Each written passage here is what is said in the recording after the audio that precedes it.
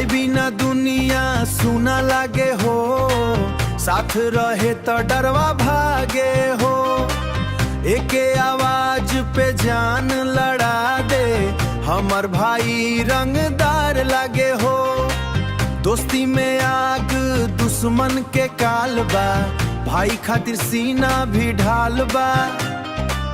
गांव शहर में नाम गरजेला, भाई लोगे से इलाका चालबा। एक थाड़ी में खैनी रोटी हो, वो सुख दुख बाटल हर घड़ी हो।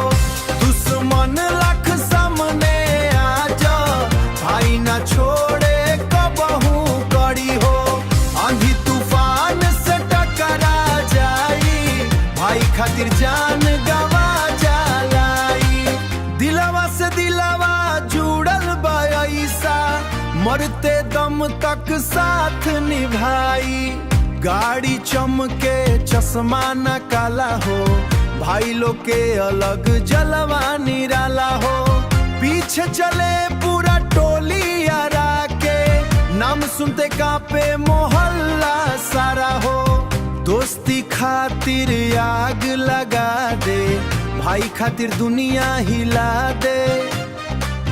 दिल के साफ मगर रंगदार बा, दुश्मन के सीधा जमीन दिखा दे। भाई भाई के प्यार न टूटे, चाहे दुनिया सगरी